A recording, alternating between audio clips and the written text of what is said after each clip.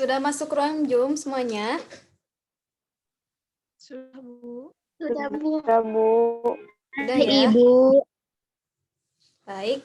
Alhamdulillah ya kalau sudah pada masuk semuanya. Bismillahirrahmanirrahim. Assalamualaikum warahmatullahi wabarakatuh. Waalaikumsalam. Assalamualaikum Warahmatullahi wabarakatuh. Halo anak-anak, apa kabarnya hari ini? Alhamdulillah baik Ibu. Ibu baik. Baik, Bu. Alhamdulillah ya kalau kalian sehat-sehat. Bagaimana dengan kedua orang tuanya, kakak atau adiknya pada sehat-sehat? Alhamdulillah sehat, Bu. Alhamdulillah ya, semoga kita semua selalu dalam lindungan Allah Subhanahu wa taala, selalu diberi kesehatan dan seperti apa pada keadaan sekarang ya, pandemi 19, tetap jaga kesehatannya ya. Nah, agar kegiatan belajar daring kita hari ini berjalan dengan lancar, diberi keberkahan oleh Allah Subhanahu wa taala, marilah kita berdoa terlebih dahulu. Silakan kepada KM untuk memimpin doanya.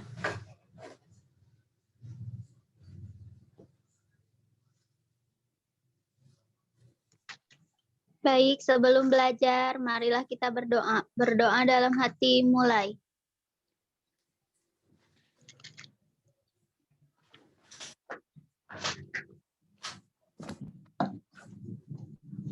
Berdoa selesai. Beri salam. Assalamualaikum warahmatullahi wabarakatuh. Waalaikumsalam warahmatullahi wabarakatuh. Terima kasih ya kepada Ibu KM yang sudah memimpin doanya. Nah, untuk sekarang, Ibu akan absen dulu. Bagi yang namanya dipanggil, silakan untuk menjawab ya. Yang pertama, Dalpa Darul Wasilah ada? Hadir Ibu. Dalpa Hudaipah? Dalpa Hudaipah ada? Hana Pertiwi? Hadir Bu. Hana hadir ya. Nurani Fatwa? Hadir, Ibu. Nurul Hidayah ada? Hadir Bu. Rahma Salamah? Hadir, Bu. Dan yang terakhir, Resi Fitriani hadir ya. Sebelum itu, Ibu mengucapkan selamat jumpa kembali di pembelajaran fisika bersama Ibu, dan Ibu harap kalian tidak pernah merasa bosan untuk menimba ilmu, harus tetap semangat ya. Meskipun belajarnya kita itu daring, tidak offline karena sedang pandemi COVID-19.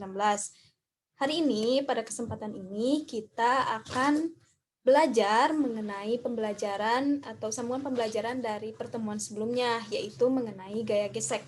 Nah, sebelum itu, Ibu akan memberitahukan dulu kepada kalian tujuan dari kegiatan pembelajaran hari ini. Sebentar ya, Ibu share screen dulu.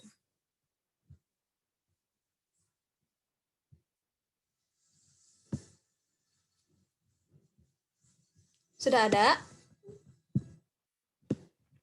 Sudah, Bu.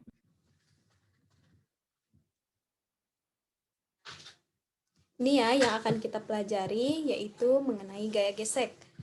Tujuan dari pembelajaran hari ini adalah peserta didik dapat menjelaskan pengertian gaya gesek, membedakan gaya gesekan statis dan kinetis, menjelaskan faktor yang mempengaruhi gaya gesek, menentukan koefisien gaya gesekan statis dan kinetis, serta mengetahui tentang penerapan atau manfaat dari gaya gesek dalam kehidupan sehari-hari.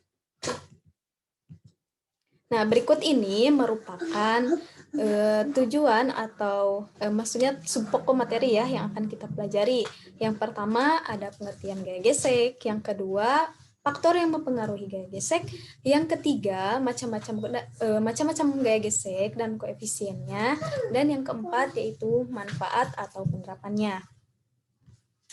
Nah, sebelum kita masuk ke materi yang sebenarnya atau mengenai gaya gesek, Ibu ingin mengajak kalian untuk intermezzo dulu ya ke pertemuan sebelumnya. Apa kalian masih ingat kalian belajar tentang apa? Ada yang masih ingat?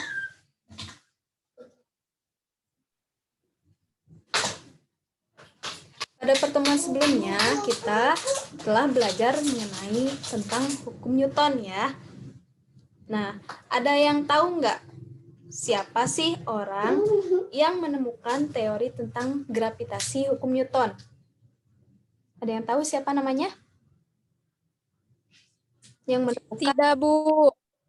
Nggak ada yang tahu ya. Orang yang menemukan tentang teori gravitasi tentang hukum Newton yaitu Sir Isaac Newton. Sir Isaac Newton ini adalah seorang fisikawan, beliau juga seorang matematikawan, ahli astronomi, filsuf alam, kimiawan, dan juga teolog yang berasal dari Inggris. Nah, Ibu ingin bertanya ya kepada Resi. Resi ada? Hadir, Bu. Nah, Resi, Ibu pengen bertanya ya. Ini masih tentang Ya, pembelajaran sebelumnya. Tolong Resi sebutkan ya contoh-contoh dari penerapan hukum ketiga Newton. Silakan Resi. ya baik, Bu.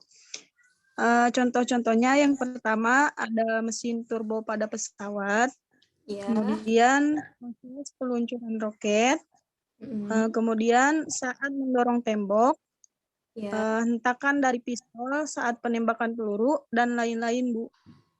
Ya, bagus ya jawabannya. Terima kasih Resi yang telah menjawab pertanyaan dari Ibu. Betul ya.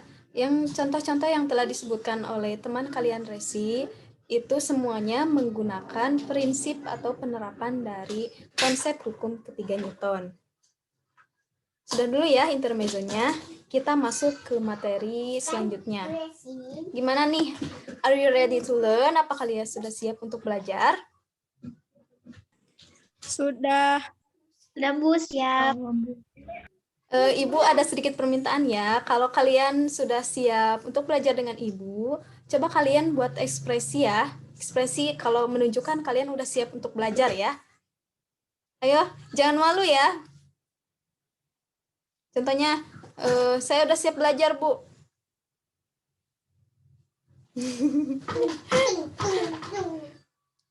Insya Allah siap, Bu. Udah siap ya? Kita masuk ke materi yang pertama. Harus siap ya, harus semangat, karena ini masih pagi ya. Kita masuk ke materi yang pertama, yaitu mengenai pengertian gaya gesek. Nah, sebelum kita mengetahui apa itu gaya gesek, coba kalian perhatikan ilustrasi gambar berikut ini. Pada gambar di sebelah kiri, di kalian sebelah kiri, sebelah kanan ya? Sama ya sebelah kiri ya? Nah, pada gambar di sebelah kiri ada seorang anak yang sedang menendang bola. Nah, ketika anak tersebut menendang bola, dengan otomatis dia juga memberikan gaya, sehingga bola akan menggelinding. Nah, namun, coba kalian sambil dibayangkan ya. Nah, ketika bola itu menggelinding, tetapi tidak ada gaya yang diberikan lagi terhadap bola, maka dengan otomatis bola itu akan melambat, kemudian akan berhenti. Nah, coba kalau kalian dipikirkan, kira-kira apa ya yang membuat bola bisa melambat lalu berhenti? Nah, sebelum kita membahas hal itu, kita masuk dulu ke ilustrasi yang kedua. Ya. Kita masuk ke ilustrasi yang kedua. Di sini terlihat ada Dora dan juga Boots. Boots ini adalah temannya Dora ya, yang selalu ikut ketika Dora sedang melakukan petualangan. Nah, terlihat pada gambar, Dora dan Boots ini sedang melakukan sebuah tarian. Nah, coba kalau misalkan kita berpikir seperti ini, kenapa ya Dora dan Boots ketika sedang berlari sedang menari menari di atas rumput, dia tidak tergelincir, tapi dia dengan bebas saja gitu melakukan gerakan tariannya. Nah, kira-kira apa ya yang membuat Dora dan Boots tetap tegak ketika melakukan tariannya? Sebelum itu, Ibu sedikit ada cerita ya mengenai Dora dan Boots ini. Kalau dulu kan waktu Ibu kecil itu suka nonton film Dora ya. Kalian tahu kan kalau film Dora ini suka ditayanginnya masih pagi sekali ya. Kalau yang pernah nonton pasti tahu kartun Dora ini biasanya ditayangkan sebelum pukul 6 kalau zaman ibu ya. Nah, Dora ini kalau menurut ibu sih, kan kalau sekarang itu di televisi nggak ditayangin ya. Kalau menurut ibu sih, kalau menonton film Dora itu banyak hikmahnya ya. Di antaranya kita bisa bangun pagi karena buru-buru mau melihat film Dora. Terus kita bisa ikut ngebayangin bagaimana berjelajah. Yang ketiga, yang paling utama ya, menonton film Dora itu menguji kesabaran kita ya. Insya Allah menguji kesabaran kita. Kalau kalian masih ingat cerita dari film Dora ini, contoh misalkan Dora itu menunjukkan apakah kalian melihat gunung, padahal kan gunung itu ada di belakangnya. Terus ibu bilang dalam hati, ya Allah itu Dora ada di belakang kamu gunungnya. Tapi Dora pasti nanya lagi kan, apakah kalian melihat gunung tersebut? Nah, ibu bilang lagi nih, kalau misalkan lagi nonton ya, kalau misalkan lagi nonton Dora ini kenapa sih, kan itu ada di belakangnya, di belakang Dora itu gunung. Terus nanya lagi yang ketiganya, apakah gunung itu berwarna kuning? Kita tahu ya gunung itu bukan warna kuning ya, kecuali emang kalau terkena pantulan matahari. Dan warna gunung itu kan warnanya hijau, bukan warna kuning. Nah, kalau menurut ibu sih, itu sih yang bisa lumayan gitu ya dari film Dora ini. Saran dari ibu ya, kalau kalian pengen menguji kesabaran kalian, coba tonton film Dora ya. Ini bukan promosi ya. Nah, udah dulu ya ceritanya, kita masuk ke materi lagi. Nah, jadi berdasarkan ilustrasi pertama dan ilustrasi kedua, untuk yang pertama, ibu telah menjelaskan bahwa ada gaya yang menghambat pergerakan bola, dan ada pada ilustrasi Dora dan Bud, ada gaya yang tetap menjaga Dora dan Bud tetap tegak berdiri ketika menari. Nah, sebelum itu, gaya gesek ini merupakan salah satu dari jenis-jenis gaya. Seperti kalian tahu, gaya adalah sebuah dorongan atau tarikan yang menyebabkan benda bergerak atau berpindah. Jadi, gaya gesek adalah gaya yang diakibatkan oleh dua benda yang saling bersinggungan. Kalian garis bawahi lagi ya, gaya gesek itu adalah gaya yang diakibatkan oleh dua benda yang saling bersinggungan. Sudah paham ya sampai sini? Insya Allah paham, Bu. Baik ya, kalau sudah paham, kita lanjut lagi ke materi selanjutnya, yaitu faktor yang mempengaruhi gaya gesek. Next, nah, gaya gesek yang dialami oleh benda tergantung pada tingkat kekasaran permukaannya atau tingkat kekasaran permukaan benda. Jadi, semakin kasar suatu permukaan, maka gaya gesek yang dialami benda juga akan semakin besar.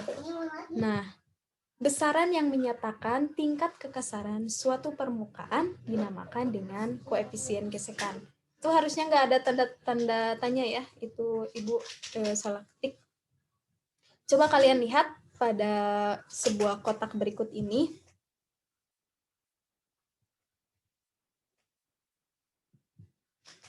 Ketika gaya gesek yang dialami benda itu akan semakin besar ketika massa bendanya diperbesar. Jadi, gaya gesek yang dialami benda itu akan semakin besar ketika massa bendanya diperbesar. Hal ini disebabkan benda akan semakin berat, sehingga gaya tekan yang diberikan benda juga akan menjadi semakin berat. Nah, untuk gaya tekan ini dinamakan dengan gaya normal. Dan gaya normal ini, seperti kalian sudah ketahui, selalu tegak lurus dengan permukaan benda. Jadi, faktor yang mempengaruhi gaya gesek diantaranya tingkat kekasaran permukaan, dan yang kedua, besarnya gaya tekan permukaan yang dialami oleh benda. Kita lanjut ya ke jenis-jenis gaya gesek dan koefisiennya.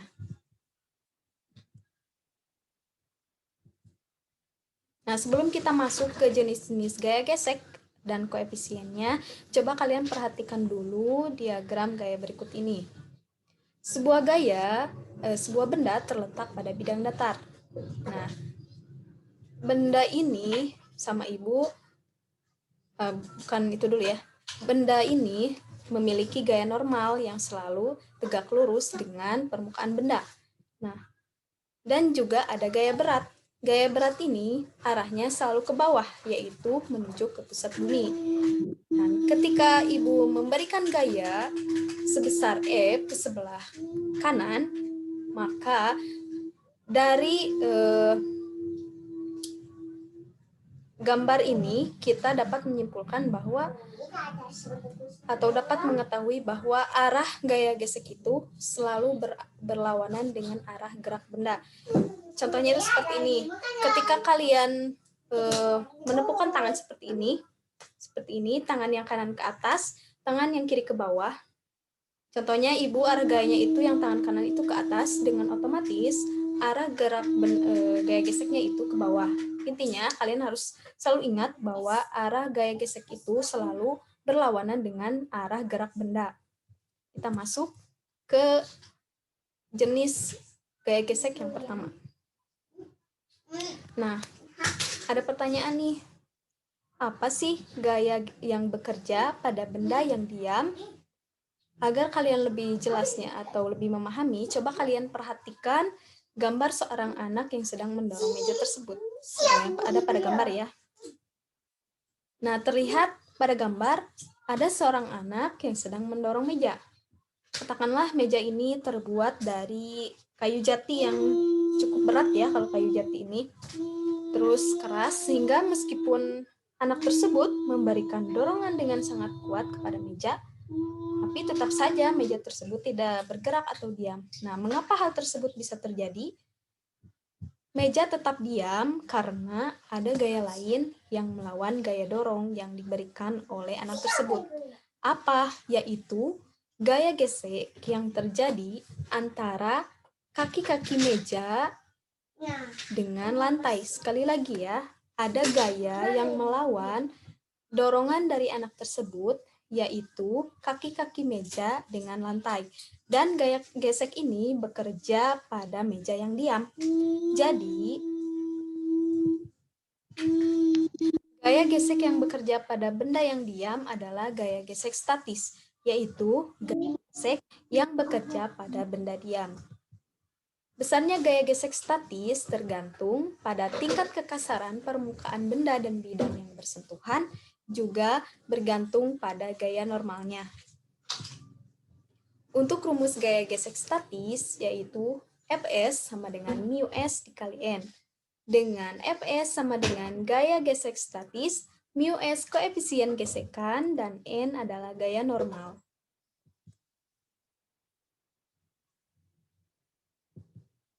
Kita lanjut ya ke jenis-jenis gaya gesek yang kedua. Coba kalian perhatikan pada ilustrasi gambar berikut.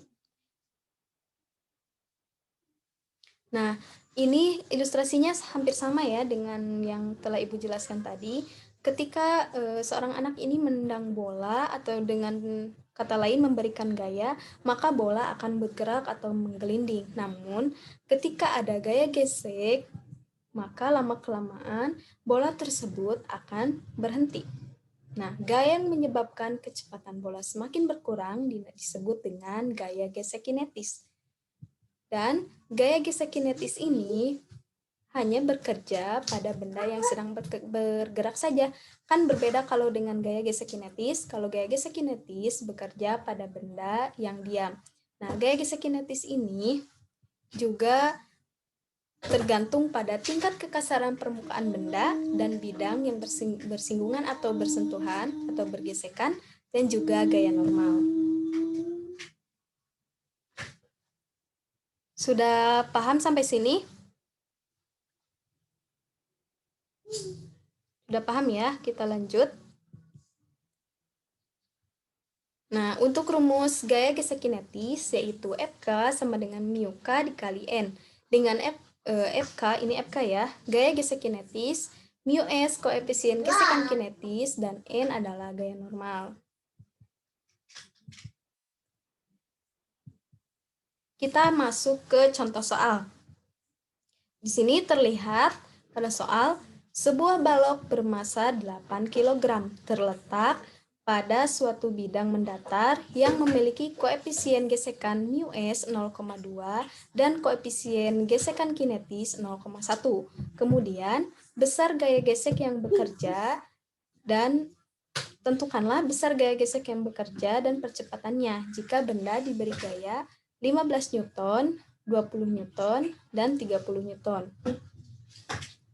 Untuk pembahasannya, diketahui M atau massa 8 kg, mu S atau koefisien gesekan statisnya 0,25, mu K atau koefisien gesekan kinetiknya 0,1. Dan juga ada gaya berat ya. Nah, gaya berat ini arahnya seperti yang sudah Ibu sebutkan selalu ke bawah atau menuju ke pusat bumi. Karena masanya 8 kg, maka gaya beratnya kita hitung massa dikali percepatan gravitasi yaitu 10 meter per sekon. Sehingga W sama dengan 8 kg kali 10 meter per sekon kuadrat sama dengan 80 Newton. Sehingga ketika gaya berat 80 Newton, maka gaya normalnya pun harus 80 Newton. Karena gaya berat ini diam terhadap sumbu Y, maka gaya geseknya pun sigma Fy sama dengan 0. Gaya normal dikurangi gaya berat dikurangi 0. Sehingga gaya normal dan gaya beratnya yaitu sama, yaitu 80 Newton. Dan ketika kita memberikan benda ini gaya, yaitu sebelah kanan, maka dengan otomatis gaya geseknya akan ke sebelah kiri. Nah, oleh karena itu sekarang kita bisa menghitung koefisien gesekan statis dan kinetisnya. Untuk koefisien gesekan atau gaya gesek statisnya, Fs sama dengan mu S dikali N sama dengan 0,25 kali 80 sama dengan 20 Newton. Ini untuk gaya gesek statisnya. Dan untuk gaya gesek kinetisnya, Fk sama dengan mu K dikali N sama dengan 0,1 dikali 80 sama dengan 8 Newton. Kita lanjut ya.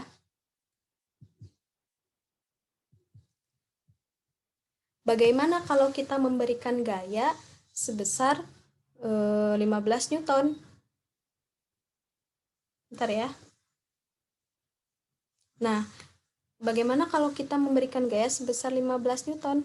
Bagaimana gaya gesek bekerja pada benda tersebut?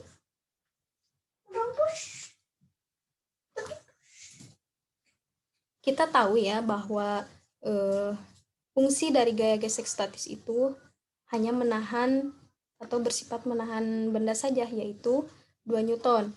Sedangkan gaya yang kita berikan itu adalah 15 Newton. Berarti dengan otomatis gaya ini lebih kecil dari 2 Newton.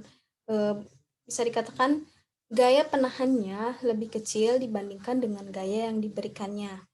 Maka benda akan tetap dalam keadaan diam karena benda belum cukup gaya untuk menggerakkan benda. Maka, berapa gaya gesekan yang bekerja pada benda? Kalian ingat, gaya gesek yang bekerja itu bukan 20 Newton. Tapi, gaya yang bekerja adalah 15 Newton, yaitu gaya yang kita berikan. Nah, gaya yang kita berikan ini dengan otomatis gaya yang akan bekerjanya itu sama, gaya kinetis dan gaya yang penahan dan gaya yang diberikannya itu sama, yaitu 15 Newton. Dan jika dalam keadaan diam, percepatannya juga adalah 0. Kita lanjut ya. Jika benda diberikan gaya 20 Newton, bagaimana gaya gesek yang bekerja? Nah, untuk gaya 20 Newton ini berarti sama dengan gaya gesek statisnya atau sama dengan gaya gesek statis maksimumnya. Maka benda akan tepat bergerak. Jadi benda hanya tepat bergerak, belum bergerak. Sehingga percepatannya itu adalah 0. Bagaimana jika kita memberikan gaya 30 Newton? Bagaimana gaya gesek ini bekerja? Nah, kita tahu nilai 30 Newton ini sudah melebihi dari gaya gesek statis penahannya, yaitu gaya gesek statis penahannya 20 Newton. Ketika gaya gesek statis penahannya lebih kecil dari gaya yang diberikan, dengan otomatis benda akan bisa bergerak. Maka pada saat benda sudah bergerak, gaya gesek yang bekerja adalah gaya gesek kinetik, yakni 8 Newton. Jadi, gaya gesek statis 20 Newton ini hanya sebagai patokan saja, dia bukan bekerja. Karena sudah bergerak, maka percepatannya dapat kita hitung dengan menggunakan hukum 2 Newton, yaitu sigma F sama dengan M dikali A. Di sini ada dua gaya yang bekerja, yaitu gaya F dan gaya gesekan FK. Maka F dikurangi FK sama dengan M dikali A. F yaitu gaya yang kita berikan sebesar 30 Newton dikurangi 8 kg sama dengan 8 kg dikali A. A sama dengan 22 Newton per 8 kg. Sehingga diperoleh percepatannya yaitu 2,75 meter per sekon kuadrat. Sampai sini sudah paham atau masih belum mengerti? Paham, Bu. Insya Allah sudah paham ya. Kita lanjut saja ke materi yang selanjutnya, penjelasan selanjutnya. Nah, jelas ya anak-anak tentang penggunaan gaya gesek statis dan kinetik yang sudah Ibu berikan pada contoh soal barusan. Nah, pada materi ini biasanya ada miskonsepsi, yaitu biasanya para siswa sering beranggapan bahwa gaya gesek statis itu selalu lebih besar dari gaya gesek kinetis atau Fs lebih besar dari Fk, karena koefisien gesekan statis selalu lebih besar daripada koefisien gesekan kinetis atau μs lebih besar dari μk. Memang benar ya, koefisien gesekan statis ini selalu lebih besar daripada koefisien kinetis. Tetapi untuk gaya gesekan statis, nilainya itu tidak tetap. Karena besar gaya statis bergantung pada gaya yang diberikan pada benda. Dan akan mencapai titik maksimum pada saat benda tepat akan bergerak. Jadi jangan salah jangan salah konsep ya. Yang benar itu gaya gesek statis itu bergantung pada gaya yang diberikan oleh benda. Kita masuk ke materi yang terakhir, manfaat atau penerapan gaya gesek. Manfaat atau penerapan gaya gesek dalam kehidupan ini sebenarnya banyak sekali ya, namun ini hanya beberapa saja yang akan Ibu sampaikan. Yang pertama, seperti pada ilustrasi tadi ya, membantu benda bergerak tanpa tergelincir, seperti tarian yang dilakukan oleh Dora dan Boots. Yang kedua, untuk memperlambat laju kendaraan. Contohnya kalau misalkan di jalan raya, kan kalau jalannya rayanya itu licin, mobil akan bergerak dengan cepat. Nah, kalau misalkan jalannya agak bergerenjel-gerenjel gitu kan bisa memperlambat laju kendaraan. Yang selanjutnya, membuat benda tetap berada di posisinya. Yang selanjutnya, dapat menghangatkan tubuh ketika dalam keadaan dingin. Contohnya kalau menghangatkan tubuh itu, ketika kita menggosokkan kedua tangan seperti ini, otomatis kan telapak tangan kanan dan kiri itu akan saling bergesekan. Nah, kalau kita menggosokkan tangan seperti ini dengan cepat dan semakin lama, tangan kita akan hangat dan tubuh kita pun akan ikut hangat juga. Yang selanjutnya, ban mobil yang dibuat beralur. Nah, kita tahu kan kalau ban mobil itu dibuat beralur agar mobil dapat melaju dengan nyaman atau dengan baik ya. Kalau misalkan ban mobil atau motor dibuat licin, tentu saja kan bisa berbahaya ya. Ketika meskipun mobil atau motornya direm, karena bannya itu licin, tetap saja motor dan mobil itu akan melaju. Dan selanjutnya, membersihkan kotoran. Ini bukan kayak alat penyedot tubuh atau apa ya, jadi pada membersihkan kotoran ini menggunakan konsep gaya gesek. Contohnya, ketika kita mandi, kita menggunakan sampo. Kita kan menggosok-gosokkan kepala seperti ini, dan itu kan ketika kalian menggosokkan tangan ke kepala seperti ini, itu akan terjadi gaya gesek dan akan membersihkan kepala kita dari kotoran. Yang selanjutnya, menghentikan benda yang sedang bergerak, yang seperti tadi ya, yang bola. Dan yang terakhir digunakan dalam pembuatan api. Kalau digunakan dalam pembuatan api, kalian bisa lihat kalau kalian menggunakan korek, itu kalian akan tahu ya. Ya, udah selesai penyampaian materi dari Ibu. Mungkin yang dapat kita simpulkan dari kegiatan atau pembelajaran daring pada hari ini, gaya gesek itu merupakan gaya yang diakibatkan oleh dua benda yang saling bersinggungan. Nah, untuk faktor yang mempengaruhi gaya gesek, yaitu ada tingkat kekasaran suatu permukaan benda, juga ada gaya normal. Terus ada apa lagi? Tadi ada jenis-jenisnya ya, ada jenis-jenis gaya gesek, terus ada koefisien gaya gesek, terus ada rumusnya, ada contoh soal, terus yang terakhir ada penerapannya. Sudah paham ya? Kalau Insya Allah, Bu. insya Allah ya semuanya. Insya Allah kalian pada pinter-pinter semua ya. Paham, Bu. Nah, anak-anakku sekalian, bagaimana belajar mengenai gaya gesek ini? Menyenangkan atau tidak?